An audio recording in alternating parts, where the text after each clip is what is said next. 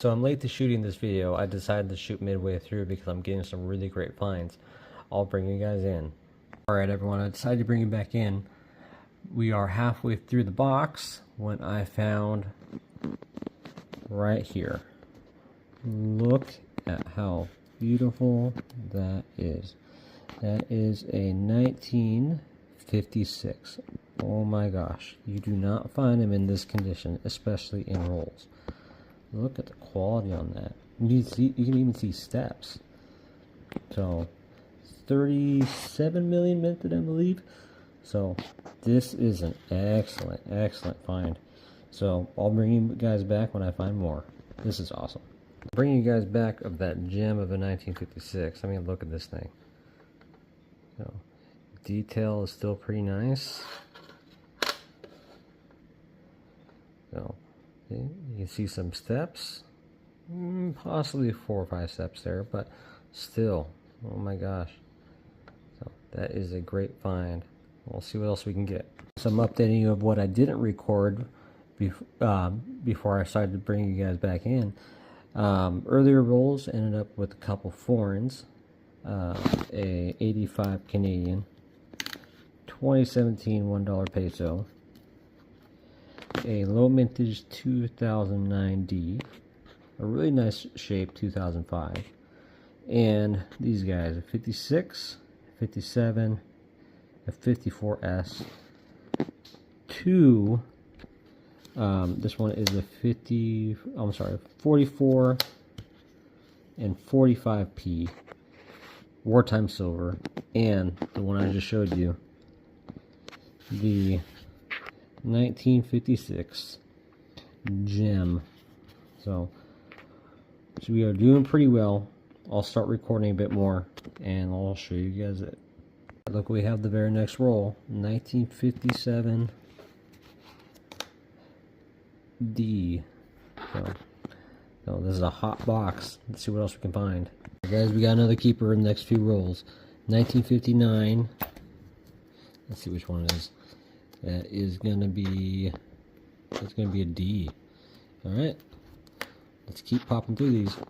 Alright, we were back with some more finds. We ended up with a 1954 D, and I saw this one. It's a 68 D. I'm keeping this one because it's a lower mintage from, gosh, at least 65 all the way up till 2009. And so only about 90,000 to 68 Ds were made. So two pretty good finds, and we'll see what happens next in this box. Next batch of a couple rolls that I pulled out, got a 1957D, a 60D, and a 1963. So we'll see what happens in the next two rolls. Alright, so we're whittling down this box, and we're getting close to the end, and look what I found. Key date 1939, and that's an S. We have a key date. I've searched for this one for a while. It's a 6.6 million minted. So this is a rare find. So I'm very happy I found this in a roll. So alright, let's see what else this has to give us. Very next roll, we end up with a 1947. Looks like it's Philadelphia. Alright, let's see what happens next. So we have 5 rolls left. One roll gave us these 3. A 51D, 54D, and the 57D. The 51D being the lowest mintage at about 20 million. So all in all, pretty good roll. This box continues to impress. So let's see what else we find in these last 4 rolls. So we're back on the very next roll. Not only did we get a 1940 and 58D, we also got a Buffalo nickel. See, it is no mint mark.